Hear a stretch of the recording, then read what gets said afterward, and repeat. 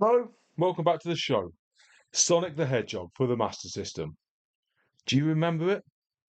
Let's talk about that.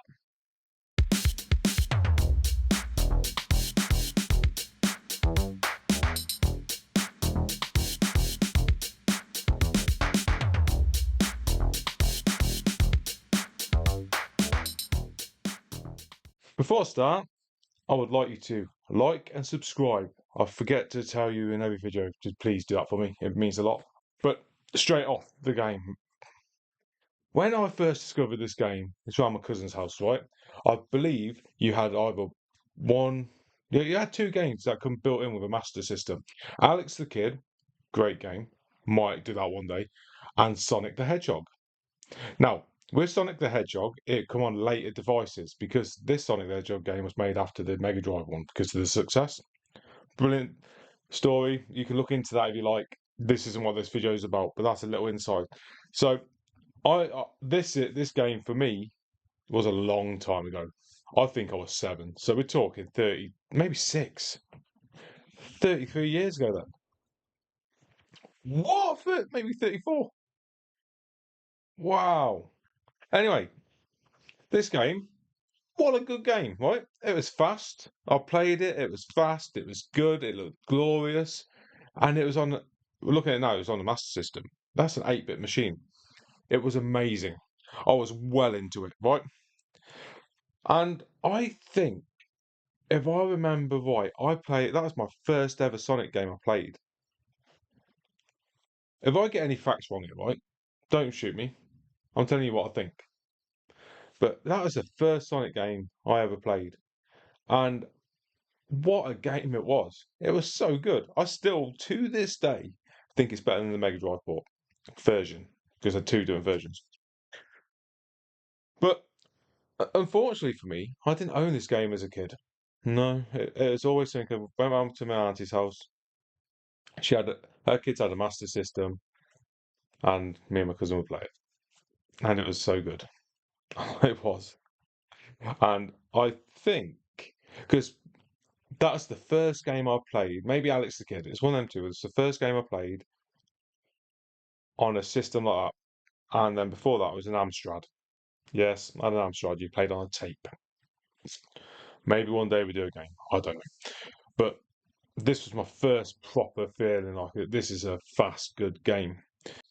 So, like I say, right, this game you can only play in two ways: on a Master System and an emulator. Now, emulators are only legal if you own the game. So I had to buy these games to play it, right? But I bought the game and I haven't got a Master System yet. Weird. Um, but so I did it on the emulator, which is totally legal. Just to let you know, that's how this game's ported for you to see. That's what you can get it in HD for.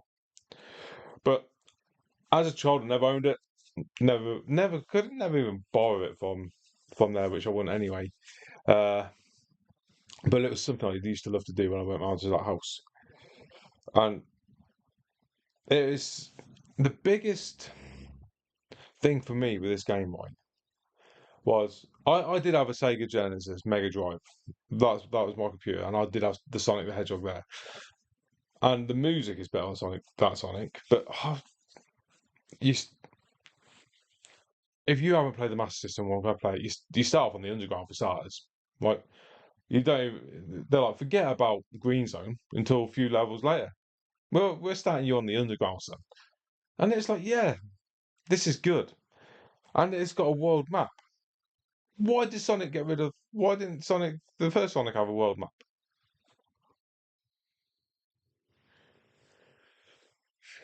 Anyway, enough of that.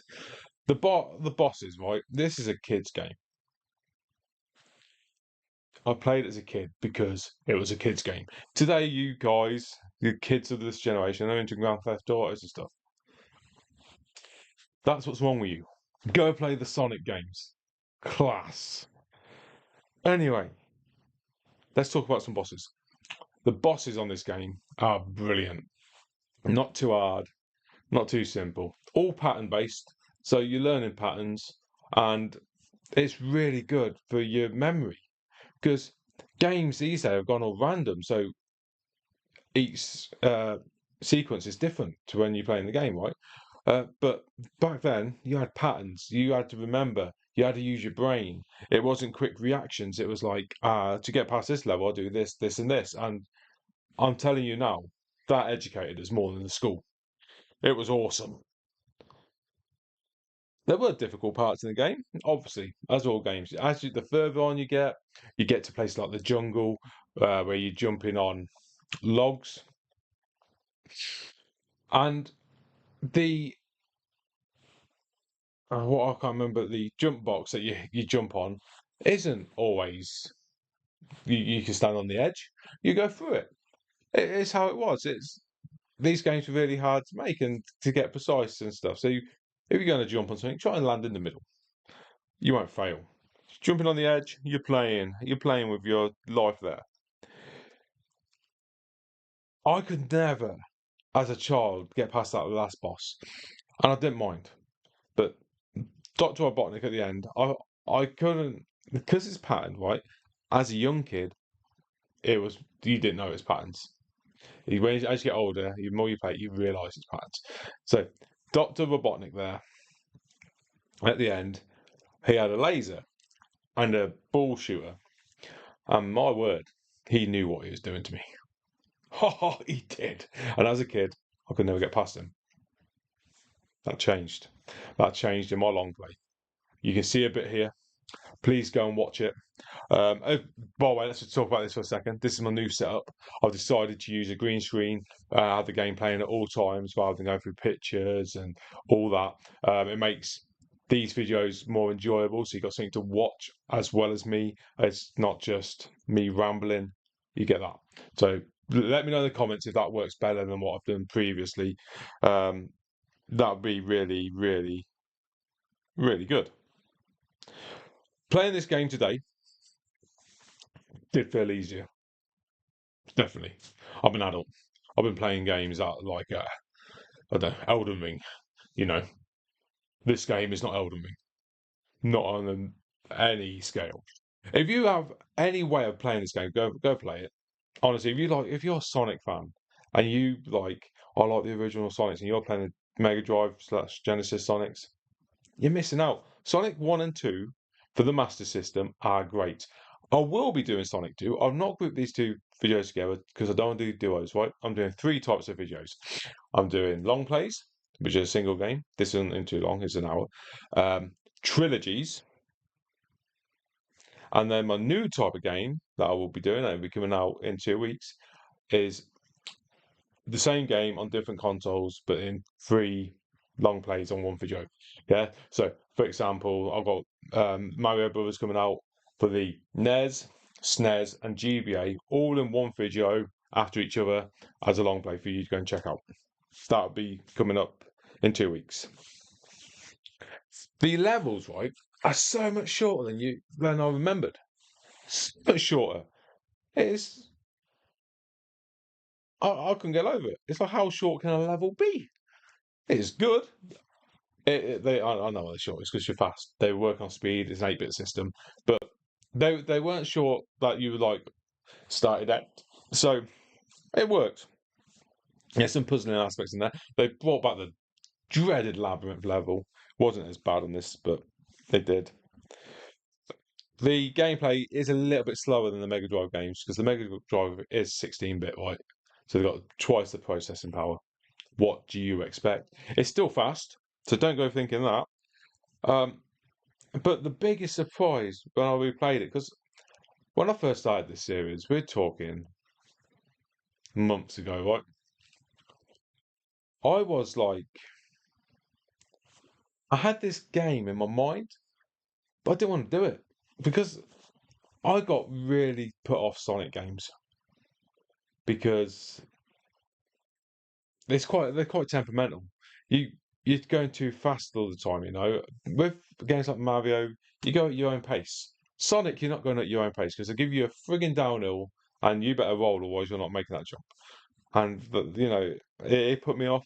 But replaying this one made me think maybe I will do some more Sonic games. So let me know your favourite Sonic games in the comments. I will get onto them. right? But I am doing games that I played as a kid, and I did play all the Sonic games in the 90s. So, put which ones you liked. So, the level design, they're not as pretty as the Mega Drive, but they're still very colourful, very impactful. They are brilliant. I really like the level design in this game. Um, I like the simple enemies. I like it how your sprite is just the perfect size for the screen you're in. And I do like the music. It's a lot more simpler than the Mega Drive, but it's still a great soundtrack. It's a soundtrack that to this day works. It's a Sonic soundtrack. And I like it how they kept the art style simple. Like I say, it's not as good as the Mega Drive's art style when you look at it, but it's still crisp, clear, clean, great. It is Sonic. It is Sonic. And like I said at the beginning, right, you start off in the underground, which makes it so unique to the Mega Drive, and the world map is unique to the Mega Drive. The world map isn't like Mario, you know. It's a world map though. You got a game with a world map, and this is early computing.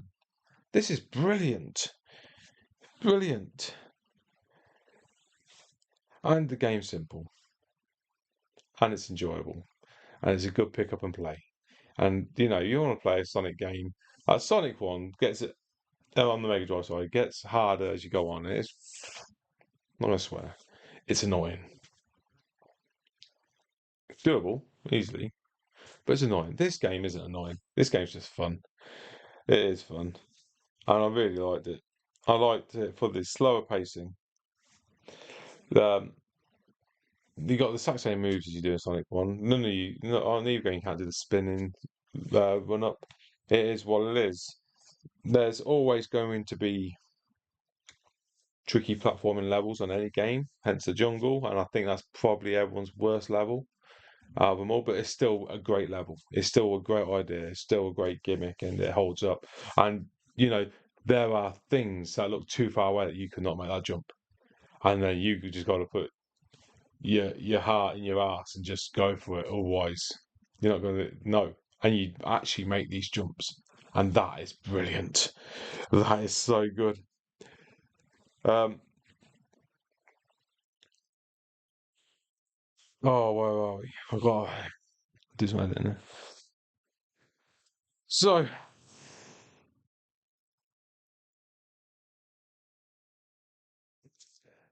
with this game now, it did not feel like a downgrade from Sonic for the Mega Drive. It didn't. It felt like its own game, its own place, and its own right. Whereas the Mega Drive one felt the same way for that game. You had two games from around the same time, and they're perfect for the machines they're on, and they had their own paths. They didn't try to copy each other. They were just really good. Um, there's no way of putting it any other way. I personally enjoyed the Master System one more than the Mega Drive one, which is a shock to me and well, I'm guessing to you, because why would you prefer an older game to a new game? I did. I will definitely replay this game. Um, I'm playing it last week and to go and watch the long play, but I really had fun. I wasn't at all annoyed. I don't know if it's just as 80s and 90s kids, right? But we get angry with games. Oh, we do. Frustration levels hit, your tempers hit. I've eased down as I get older. I remember as a kid, I was very temperamental. Control pads went at the wall and all sorts. And it's not that I'd say, but this Sonic game, I felt no bubbling sensation. I felt no urge to get angry. It just felt great. And I'm going to leave you with that because there's no more I can say apart from go play this game, like this video, subscribe to my channel, and I will see you next time. Thank you for watching.